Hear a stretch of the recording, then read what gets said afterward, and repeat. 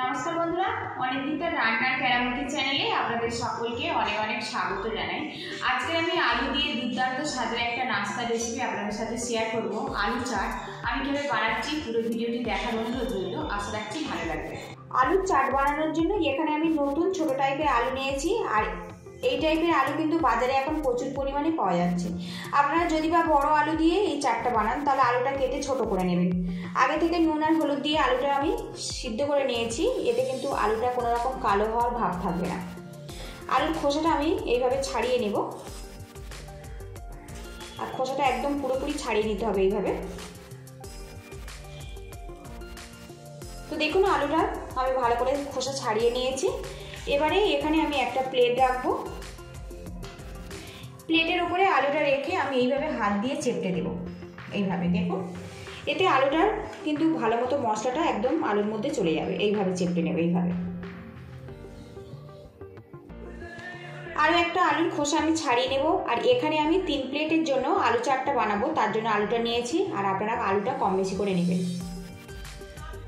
আরও একটা আলুর খোসা আমি ছাড়িয়ে নিয়েছি, হাত দিয়ে এইভাবে চেপটে নেব এইভাবে। তো দেখুন রেডি হয়ে গেছে, এইভাবে সবকটা রেডি করে নেব। তো দেখুন সবকটা আলু কিন্তু খোসা ছাড়িয়ে আমি চেপটে রেডি করে নিয়েছি। এবারে এই আলুর মধ্যে দিয়ে দেব গোলমরিচের গুঁড়ো, আর দিয়ে দেব লবণ।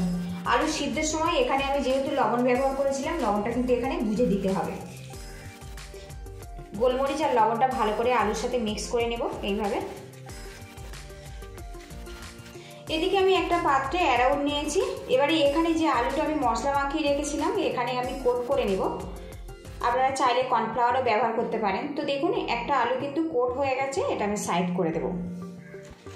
আরও একটা আলু নিয়ে আমি কোট করে নেব, আর এইভাবে সবকটা আলু আমি কোট করে নেব।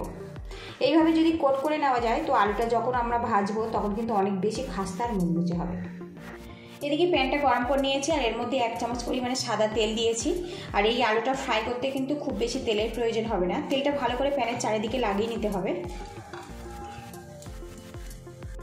এবারে এর মধ্যে আলুগুলো আমি দিয়ে দেব, আর গ্যাস রেটটা লো টু মিডিয়ামে রেখে আলুগুলো একদম মুচমুচে করে ফ্রাই করে নেব। দুটো ব্যাচে আলুগুলো এখানে ফ্রাই করতে হবে, আলুর পরিমাণটা একটু বেশি আছে। আলুগুলো আমি উল্টে দেব।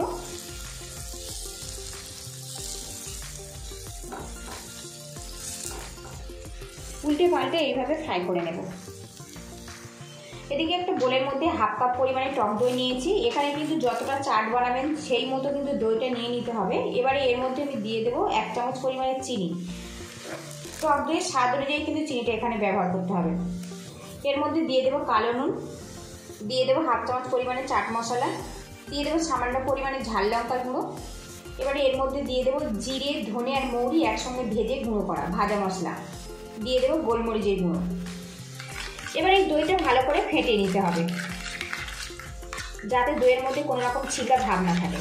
তো দেখুন এইভাবে কিন্তু রেডি করে নিতে হবে। এদিকে দেখুন আলুগুলো কিন্তু উল্টে পাল্টে আমি একদম মুচমুচে করে ফ্রাই করে নিয়েছি, আর এইরকম করে কিন্তু ফ্রাই করে নিতে হবে। এবার এগুলো আমি তুলে নেব, বাকিগুলো আমি একইভাবে ফ্রাই করে নেব। এই আলুগুলো কিন্তু আমি ভালো করে ফ্রাই করে নিয়েছি, আর এই প্লেটে আমি পরিবেশন করব, তার জন্য আলুগুলো কিন্তু আমি সাজিয়ে নেব। আলুগুলো আমি প্লেটে সাজিয়ে নিয়েছি, আর এখানে যে দইটা আমি ফেটিয়ে রেডি করে নিয়েছিলাম এই আলুর উপরে এইভাবে দিয়ে দেব। এবারে এর মধ্যে দিয়ে দেবো রেড চাটনি। এখানে আমি রেড চাটনি দিয়ে পরিবেশন করব, আর বন্ধুরা আপনারা চাইলে গ্রিন চাটনিও ব্যবহার করতে পারেন। এবারে এর মধ্যে আমি দিয়ে দেবো চানাচুর ঝুরি ভাজা, যেগুলো আমরা বাজারে সাধারণত কিনে খাই।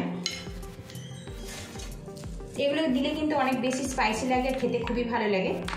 আপনারা চাইলে পেঁয়াজও ব্যবহার করতে পারেন, কিন্তু আজকে আমি কোনো রকম পেঁয়াজ ব্যবহার করব না। এবার ওপর থেকে সামান্য পরিমাণে চাট মশলা দিয়ে দেব সামান্য পরিমাণে ভাজা মশলার গুঁড়ো, আর দিয়ে দেবো সামান্য পরিমাণে গোলমরিচের গুঁড়ো। এবারে এর মধ্যে সামান্য পরিমাণে ধনেপাতা কুচি দিয়ে দেব। আপনারা যদি লঙ্কা কুচি পছন্দ করেন তো দিয়ে দিতে পারেন। এদিকে দেখুন দারুণ স্বাদের আলু চাটটা কিন্তু পুরোপুরি কমপ্লিট হয়ে গেছে। আর রেসিপিটা ভালো লাগলে একটা লাইক দিয়ে দেবেন, আর চ্যানেলে নতুন হয়ে থাকলে চ্যানেলটিকে সাবস্ক্রাইব করার অনুরোধ রইল। দারুণ স্বাদের এই আলু চাট রেসিপিটা আজকে আমি বিকালে পরিবেশন করব। আপনারা ভালো থাকবেন, সুস্থ থাকবেন এই কামনা করে আজকে আমি বিদায় নিচ্ছি।